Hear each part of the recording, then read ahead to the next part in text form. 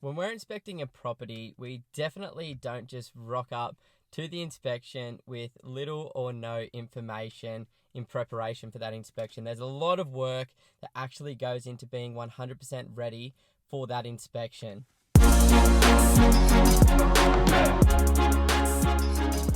G'day, it's Simon from Pumped On Property here. If you haven't already done so, please subscribe by clicking the link below. Now, I'm on the road about to start inspections for the day again and just waiting at a property for an agent. I'm a little bit ahead of time, so I thought it'd be great to share some insights as to what we do in preparation for an inspection. What sort of research have we done? Are we ready for that inspection? Do we know what we need to get out of that inspection in order to really understand exactly everything that we need to know about that property? Now, in this video, I'm going to talk about, what we do to get prepared for that strategy session. Now, I'm not necessarily going to talk about the big picture strategy, the market research, or the suburb research. So all of this stuff should already be done on your end if you are really prepared for this inspection. Now, the kind of things that I'm going to be talking about today is location, flooding issues, pricing, and questions about the agent as well. So when we're booking these inspections, normally we get in the office on a Monday, we inspect our properties on a Wednesday. For you might be doing your inspections on a weekend or midweek during the afternoons, but these are the sort of things that you need to be doing to make sure that you're fully prepared for that property inspection. Now, one of the easiest things to make sure that you're looking out for is the location of the property. And you can do all of this research on your desktop before you even get to the property. Now, because you've already become an expert in this suburb, you should really have a pretty decent understanding of where the main roads are, where the retail areas are, where the commercial and industrial areas are, where the schools are, where the major parks and cemeteries are within that suburb, because you want to avoid purchasing right next to those areas. Essentially, you want to be in the nice, quiet pockets of the suburb. So when you're doing your research, when you're screening properties to potentially inspect, you should make sure that you're avoiding those areas that are in main roads, etc., and make sure that you're in the quieter, nicer pockets of the suburb. One thing that we always do, and you can also do from your desktop before you actually get to the property, is checking for flooding issues. Now, this is something that we do for every single property, no matter where we're considering purchasing it. So what we do is you jump onto the local council website, you follow the prompts, make sure that you get to the right area where you can check the flooding issues associated with that property. You put your property details in and make sure there's no discrepancies there whatsoever. Now, we avoid anything with more of a 0.01% chance of flooding, because that may affect the long-term performance of that property. Now, I don't want to be living in an area that's potentially affected by flooding. I don't think you would want to be in an area that's potentially affected by flooding. So making sure that you do this due diligence before you get to the property, because you can just eliminate that immediately.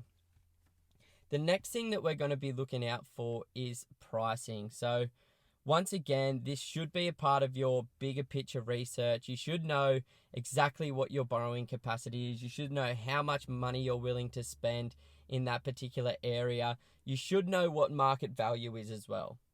What I mean by market value, you should know if you've got a $400,000 pre-approval, you should know what a $400,000 property in that suburb looks like. You should be understanding the recent sales history data and pretty much living in there, because understanding what the property sold for last week, weeks before that, months before that, is really beneficial so that you know where market value is for this property, and you walk into that property inspection with the agent and you've got a few aces up your sleeve. You know, you've done your due diligence, you know exactly where you see value at this property. You can then begin the negotiations from the very beginning of that inspection, making sure that you're strategically asking certain questions so that you can get the best result if it ends up stacking up and it's something that you do want to be placing an offer on. Now, the next thing, which is something that not everybody would consider, but we think it can be very, very important. Now, you're an expert in this suburb already because you've done your market research, you understand your strategy, and you know this suburb as well as the one that you grew up in.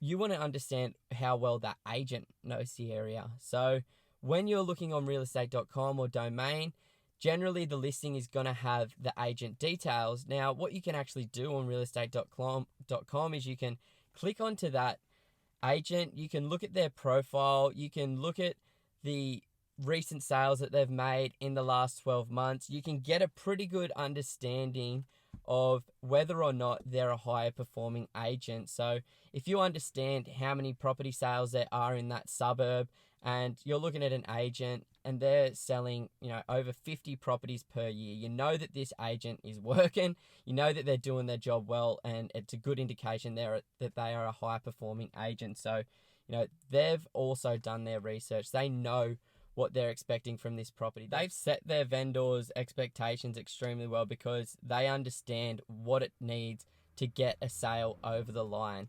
Now, if you've got a lower performing agent, sometimes that can work in your benefit. Maybe they're new to the industry, maybe they're not as skilled as you are. So this can be used as a benefit when it comes to negotiations. Something else that you can look for is where they're based. So where their real estate agency is based and where are they predominantly selling most of their properties. Now, if they're an in-area agent, what you can expect is they're going to know just as much, if not more, about that particular area than you are. They could have been working in there for a very, very, very long time. So they may also know exactly where market value sits. Whereas if they're an out-of-area agent, this could be beneficial for you because they might not know the area as well as you. They might be a friend of the vendor. They may have been recommended by somebody close to them. They may have just hustled to get that job because they might not be getting enough work from where they're based. But still, it can potentially give you a bit of an upper hand if they are out of area and you do know that particular area extremely well. So making sure that you get a bit of an understanding of the agent. So this is all this kind of stuff that you can do on your desktop before you get to the inspection.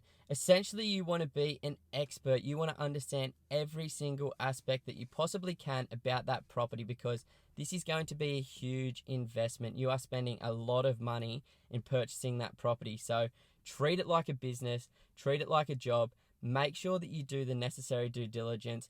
Make sure that you understand where market value sits. Is it going to be in a good area of that particular suburb?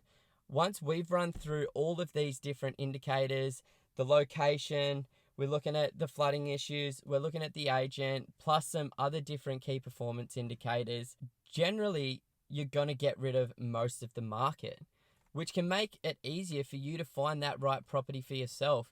If you've got a very rigorous screening process before you even get to an inspection, you know that by the time you're getting to an inspection, you're only inspecting properties that are fitting your criteria, that meet all your key performance indicators, and potentially you're not wasting your time, you're not wasting the agent's time, and you're really prepared for this one. So I hope you guys have enjoyed this one.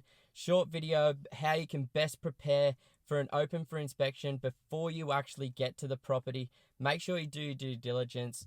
Make sure that you've already got your right strategy. Make sure you understand the market that you're investing in. Make sure that you understand the suburb extremely well, but then get on top of the location, the little intricacies about that particular suburb.